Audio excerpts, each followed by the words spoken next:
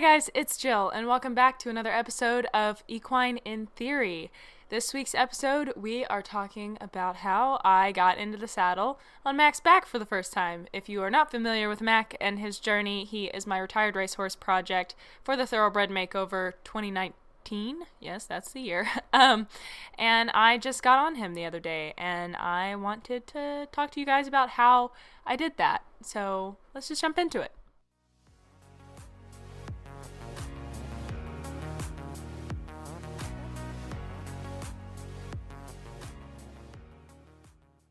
So, this episode, we are tackling the issue of getting into the saddle. Isn't that fun? And I know that there have been so many people that are like, finally, girl. It has been since November, and it's May. What have you been doing this whole time? And to that, I say I have been fixing things.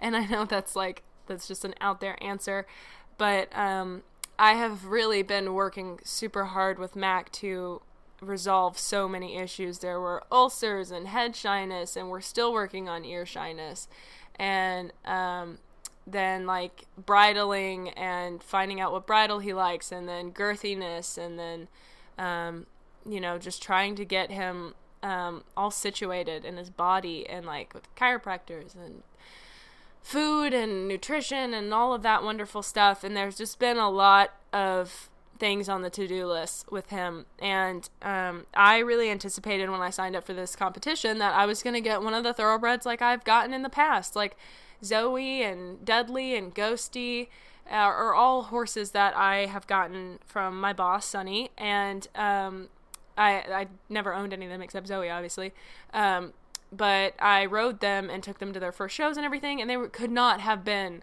more level-headed horses. They were just such pleasures to ride and so talented at what they did. And it just I just anticipated that I would get one of those that's just like very easy to deal with, and Mac from day one was not. And so we've had to work through a lot. And another reason that it has taken me so long is because you have to realize and keep in mind that I just started this type of training in August of 2018, and I realize that we're quickly approaching August again, but like to be trying to learn an entire new method and then go out and train it is a lot. And I know I kind of complain about that quite a bit, but I feel like that is a valid reason as to why it's taken me a little while to get on. And I'm not a professional, and I am an amateur despite my USEF status, because apparently if you have a sponsor, you are a professional, even though I have not the riding talent to back that up. But with Mac, we didn't start at 0 blank slate. We started at negative 100, and we're just now getting to like 5 and we're working towards 100. So we've had to undo those aforementioned issues and get to a place where I feel confident that he's going to be comfortable when I climb into the saddle. And that finally happened the other day. And I really want to talk about that process, but first I kind of want to talk a little bit about like my thoughts on riding with the clicker and using positive reinforcement in the saddle, because that is one of the biggest questions I get asked. And I to be completely honest with you, I don't know, and I don't know how to do that. I've never done it before. I have an idea, and I know how others have done it, or I have at least ideas of how others have done it. But there are so many ways to do it, and I just haven't settled on this is how I'm going to do it yet. And I'm not sure what's going to work for Mac. And I have a feeling that I will be, I struggle to say needing to, but I feel that he should be introduced to negative reinforcement on a level, because he is going to be somebody else's horse one day. And I don't know if you know this, it's kind of a secret, but not a lot of people train with strictly positive reinforcement. And what I've been doing with him is currently just resolving issues that would get him into trouble with another person, like biting or raising his head super high or resisting when you try to put a bridle on. Like, those issues might get him into trouble with someone else. So I've been fixing those issues so that he doesn't face any sort of reprimand or repercussion that might affect him negatively. And that's sort of the mindset that I want to carry over into riding. And I'm going to have to introduce him to pressure and how to respond to pressure. On some level, he knows because, I mean, he raced at the racetrack. I mean, he knows. But I want to do it in a way where he's comfortable and confident in it and knows that it's not going to increase or hurt him. And I'm really going to try my hardest to make it a fun and pleasurable experience for him. Because being completely transparent here, the way that I have ridden in the past and sometimes still ride, I don't know how many of you guys know, but like, I live on a horse farm and I ride a bunch of thoroughbreds and ponies, and I ride them traditionally, and every now and again I'll catch myself, slipping into increasing pressure or being hard on them. And usually it's when I've had a long day or I'm tired and I lose my patience or something. And then I instantly regret it. And I'm like, I am so sorry, pony. I have no words for that. You are incredible and I need to learn how to train better. And so with Mac, I really want to try my hardest. And I also want to try my hardest with the other horses to use it in a way that he will be comfortable with it when somebody else takes over the reins and rides him, quote unquote, normally. And I don't want him to be afraid, if there is an amount of pressure there. I really don't want to use increasing pressure with him because I think he will not appreciate it, because he goes over his fear threshold pretty quickly. And there's almost no warning signs. I mean, I don't know, that's not fair. There are warning signs, but sometimes they're in rapid succession before you lose him. But since we changed his feed and treated him for ulcers, those incidents have been very few and far between. But anyway, though, riding with the clicker, as far as Zoe goes, I want to use as much positive reinforcement as absolutely possible. With Mac, since he's a sale horse and he needs to be exposed to the quote-unquote real world, I want to do it in a way where he will be comfortable and he'll also be very clear on what is being asked of him, so that when somebody else gets on him, they won't feel the need to use increasing pressure or use punishment, because he will know his job and he'll know the cues and he'll know the behaviors that are expected of him and do them appropriately, and be a pleasure to ride, so that he and his future rider, both enjoy their time together. So I really want to create that future for him. But there's also the issue of the timeline. It's currently May 27th, and the competition, we leave on September 30th, which is my birthday, and hashtag Libras out there, you hear me? But we leave on my birthday, September 30th, and we'll be there for, I believe, 5 days. It's through like October 5th, I believe. Yeah, that's 5 days, lol. So the competition is October 2nd through 5th at the Kentucky Horse Park. So I have to be on him and showing him a month, 2 months prior. So my timeline is moving quickly, and I am one that's not necessarily okay with, like, I have a timeline, and am I going to have to push this horse? Am I just going to have to make it happen? And those are all things that I've been really concerned about. But I think, honestly, my energy is better spent like putting my focus into him and how I'm going to train him instead of worrying about those things. And I don't know, I'm probably just thinking out loud at this point. As far as riding with the clicker goes, I am going to figure out how I want to do it. And I'm going to talk to my peeps about it and see where we can go from there. And the trickiest thing is, like, I know a lot of people can teach rein cues by having someone target the horse on the ground, and then you gradually fade in the tactile rein cue. It's not a pull. It's just like it's a tactile cue. It's a touch. Yes, there's some degree of pressure, but it's not in the same sense that normally pressure and release is defined, at least in riding. But I don't have another person to do that with, and I feel that would be pretty tricky to do from the saddle. So I'm going to have to figure out how I want to go about this. And I don't know. There are many, many ways to do it, but that's not particularly the issue at hand here. And I've been talking for 10 minutes, but I just wanted to sort of put my thoughts out there as to where I'm at, because this is the Amateur Hour podcast where I am fumbling through this whole positive reinforcement journey, trying to figure out where I fit in and what I believe, and trying a whole lot of everything. But anyway, now it's time to get into the actual beef of the podcast, where I'm going to talk about the steps that I took to put a saddle on Mac and get on him before he was biting at me if I did up a cinch. So with Mac, the first time I was like, let's try to put a saddle pad and a bareback pad on him, I had him in his field at Liberty. He wasn't tied up or anything. And I took a saddle pad and I lifted it up and he took off. And I was like, okay, that was very clear. So he came back over and he sniffed it and I treated him. And then I would just kind of like work around his body with it in my hands and clicking and treating every time for him standing still.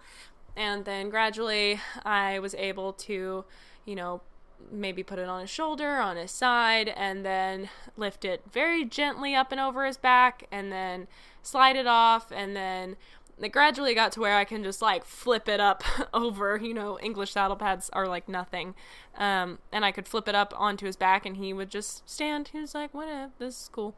And then with the bareback pad, I think maybe first I actually used like my old trainer's old little very flat jump saddle. It's super light, and I put it on his back and he was cool with it. I worked the same way with it that I did the saddle pad, and he was just at Liberty standing there with the saddle on his back.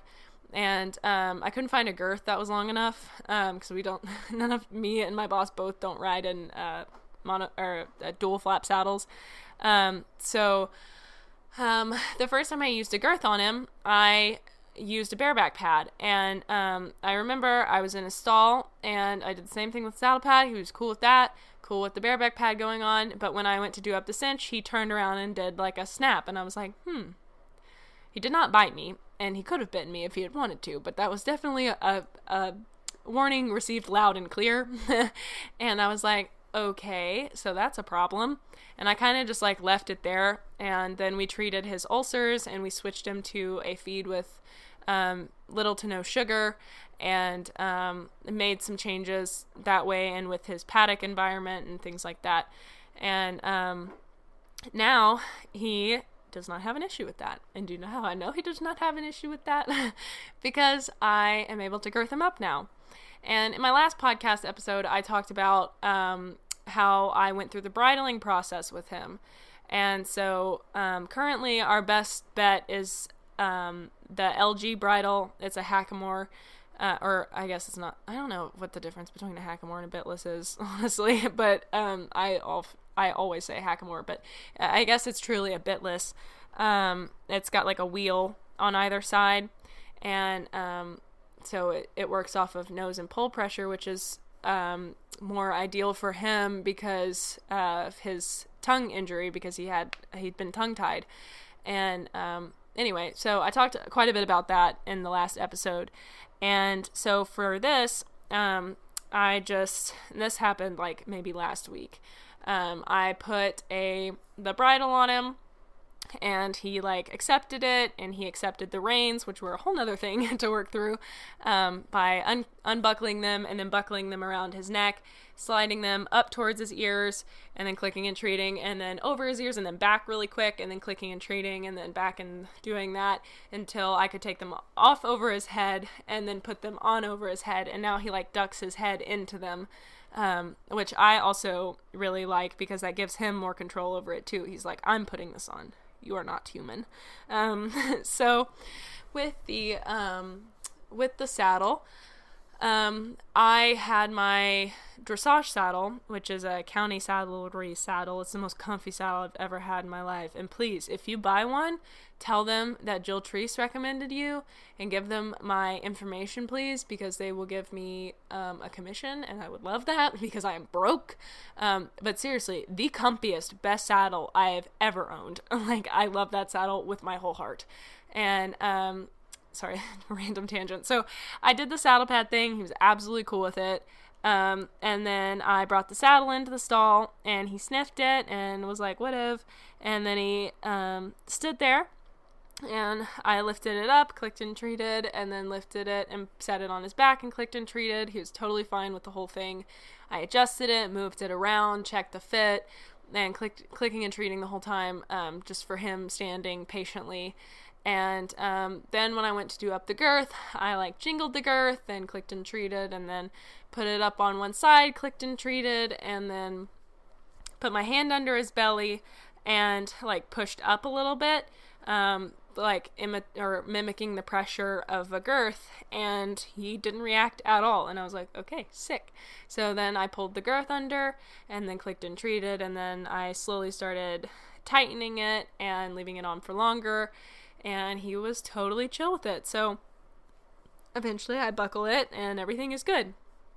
So we did that, and I think I actually did it with the bareback pad first. Sorry for lying, everyone. I did all that with the bareback pad first, then I did it with the saddle. But I don't think you need me to walk you through how the bareback pad went. And so then the next stage was getting on him. So the first time I tried to work with him on like lining up to the mounting block, which I've seen people do like amazing, incredible, insane things with their horses, like at a distance, having them wait, then climb on the mounting block, and the horse like runs over and lines up, or like leg yields the whole way there. And I am not expert level 1000 yet, and if you have done that with your horse, please hit me up. Adele, I know you're working on it and you're probably going to hear this, so like let me know what's up. And I just started teaching both of them how to target their hips, and that's probably the way that I'm going to go about it, like yielding their hip over to my hand. I guess I shouldn't say yielding, but like moving their hip towards my hand to line up to the mounting block. And so the first time I started with him with that, I just wanted to see, I guess I don't really know what my goal was. I just wanted to see if he was comfortable with me standing on it, and I guess that was my lesson plan, was to work on that. And so I brought it into his stall, and he sniffed it and was like, what if? And so I stood on the first step, and he was like, whoa, I'm the tall one, not you, human. And so we worked on that a little bit, but every time I got to the top step, he would move his back away from me. And I was like, okay, well, that's very clear. Like, don't mess with me. Like, what are you doing? Stop, get down. Or don't ride me, or I don't know. I don't speak horse, but I can only presume. And we worked on it quite a bit, a few sessions of me just like standing up there, petting his back, feeding him over his back, and he just never got comfortable with me leaning over his back and feeding him. And I just kind of dropped that lesson because that is one of my character flaws. I'm like, this isn't working. Time to try something new. Maybe that's not a flaw. I don't know. But sometimes I just like give up on things, and then when I come back to them with a different approach, they just work. So maybe that's, I don't know. I don't know if I'm like just gassing myself up here or not. Anyway, sorry for that derail. But when I had the saddle on him and I brought the mounting block into the stall, when I stood on the first step, no reaction. So I clicked and treated, and he just wasn't reacting at all. And then I got to the top step, and he didn't react.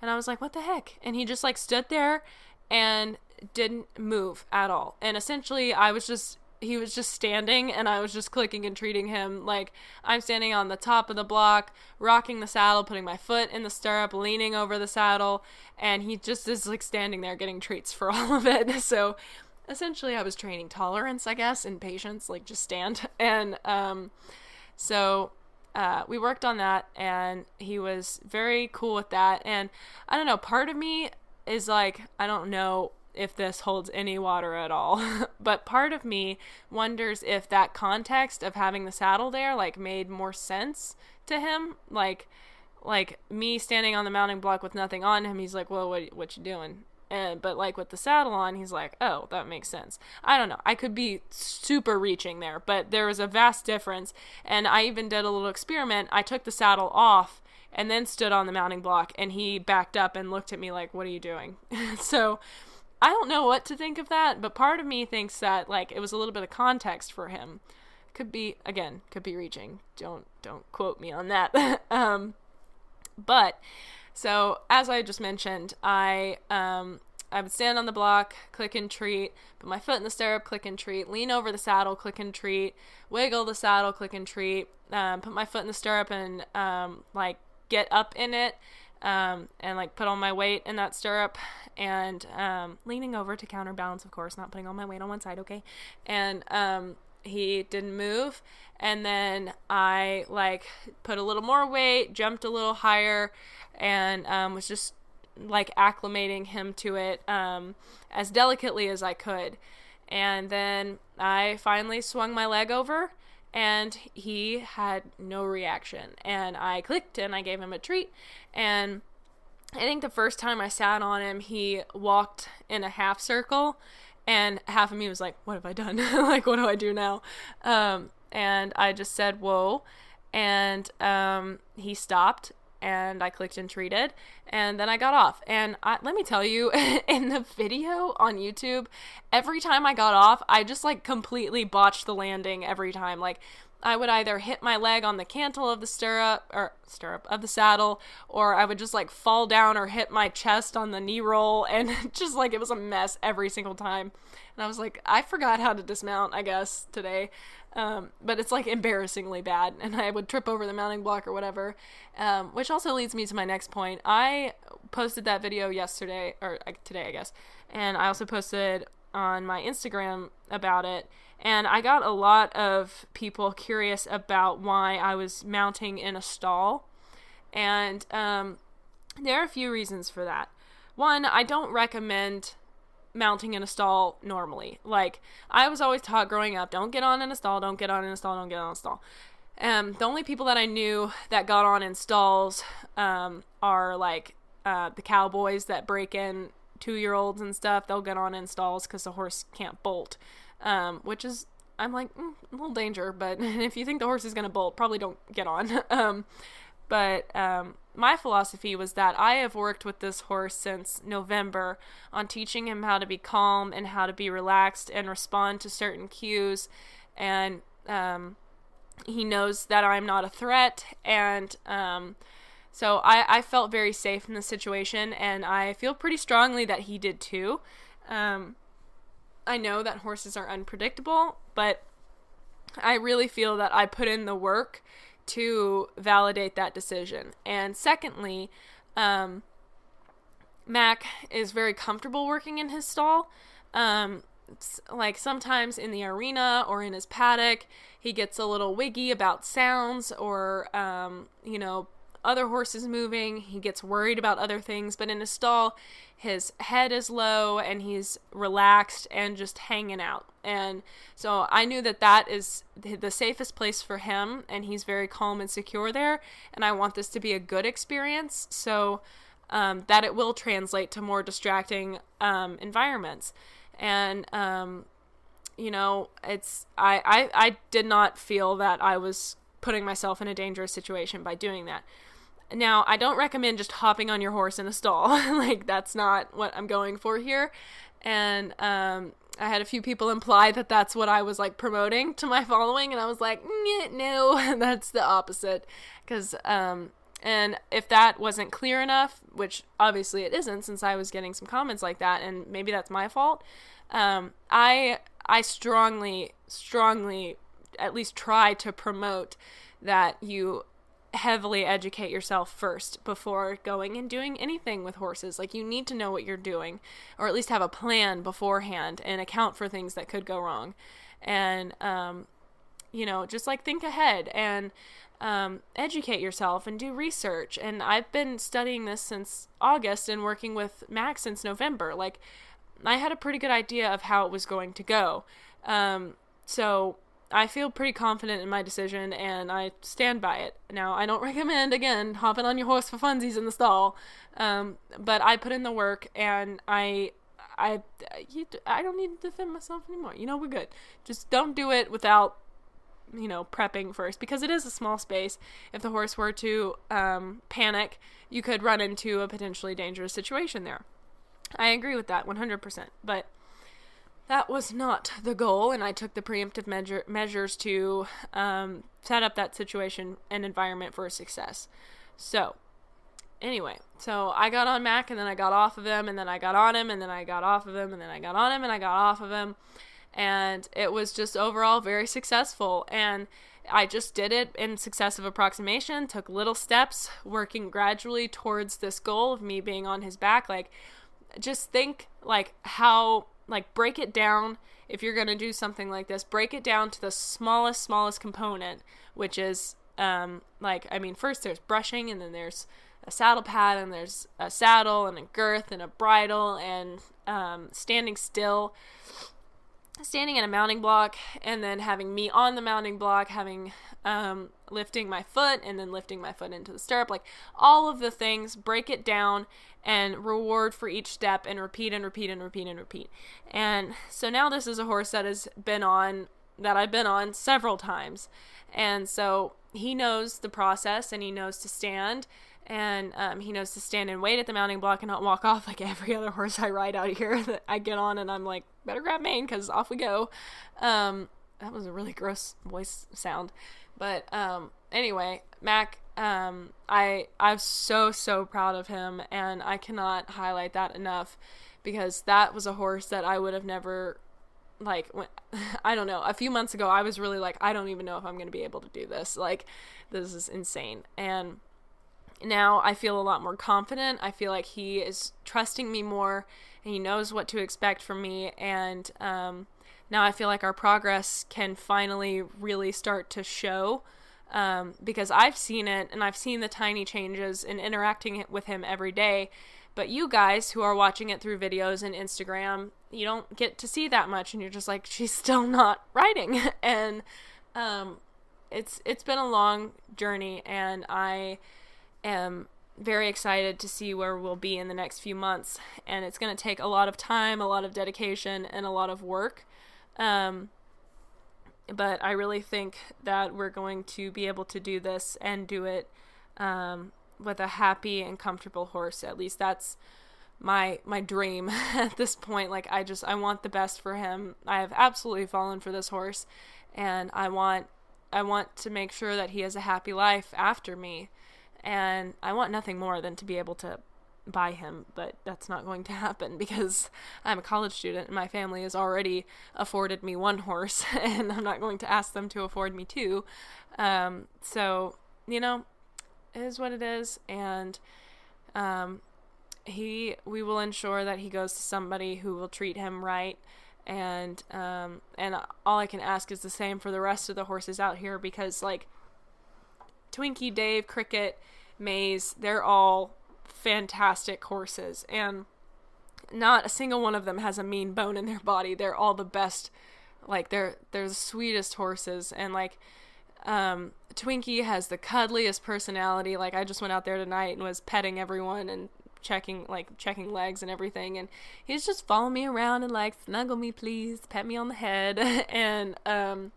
And Dave is like the best horse to ride out here. Like, he's probably my favorite horse to ride. He just, everything you ask him, he's very militant about it. He's like, yep, okay, yep, trot, canter, and he's got like one gait each one, or one speed each gait. And then Cricket is just like, he's such a young spirit, but he's so level-headed and like the safest young horse I've ever ridden. And so they're just all pleasures to ride. And I really hope that they can find fantastic homes too. So I don't know. I want the best for all of these guys, and I hope that I am doing my part. And yeah, it's time for me to stop saying and. I hope I covered all of the bases. I mean, really just, it was successive approximation with Mac in the saddle, and if ever I saw, and there were a few times that he would maybe like take a step back or a step sideways, and I would take it down a step. If I had just rocked the saddle, then I would go back to just putting my feet in stirrup, or my foot in stirrup, or standing on the first mounting block step, and I would just break it back down if I saw him ever be uncomfortable, because I want him to be as confident in everything as possible. So, I mean, that's really the biggest deal, because a confident horse is a safe horse, and a horse that trusts you and believes you when you tell them something like, this is safe, I'm not going to hurt you. When they believe you, it means an awful lot. And I don't know, I really was really proud of Mac and of myself for sticking with it and being able to get so far with him. And it doesn't look like much comparatively to the outside world, but man, we are on two different paths. I am like a beginner all over again. So I'm having to learn and to train and just get better. I mean, that's what we're all trying to do. I'm just starting over, essentially. So I don't know. I think that about wraps up the episode. I hope that you guys enjoyed it. Please don't just hop on your horse in the stall. I don't think that needs to be said, because I don't think you guys are dumb. But apparently there are people that believe it does. So don't do that. If you're going to, make sure that you take the appropriate steps and do it right, and make sure you have a happy, confident horse no matter where you're getting on. So yeah, and with that, I think I'm going to wrap up this episode. If you're listening to the podcast before watching the YouTube video, head on over to JETEquiTheory on YouTube, and you can watch the 2 videos of me bridling Mac and getting on him for the first time. They're 2 separate videos, so be sure to check those out. And thank you guys so much for listening. I will catch you guys next week.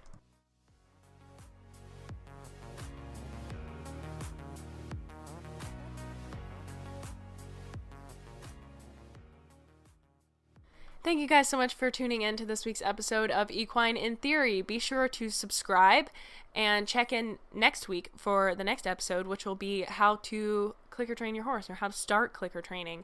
I'll also have a video up on my YouTube about it, and it'll probably be very redundant, but what I have learned with learning theory and operant conditioning and this sort of thing is you can never be too redundant, especially when you're first learning, because it just helps solidify things in your brain. So be sure to check both of those out, and that means you can check me out on YouTube at JETEquiTheory, and on Instagram and Facebook, also JETEquiTheory, and my website, JETEquiTheory.com. And yeah, just make sure to follow us on all those social platforms and keep up with us on our road to the Thoroughbred Makeover. And I think with that, I'm going to leave you. Be sure to leave me a positive review. It helps me in the algorithm and boost the podcast so more people get to hear it. So go ahead and do that, and have a wonderful drive, stall mucking out, or day, evening, night, if it's like 2 a.m. where you are. I don't know why you'd listen to this at 2 a.m. You're probably asleep if you did. And nobody's probably listening to this last part of the podcast anyway, because who actually listens to the, like, subscribe to me? Oh well, okay. That's the end of the podcast. Thank you guys so much for listening. Check back in next week, and be sure to subscribe so that you know when I post again. Okay, goodbye!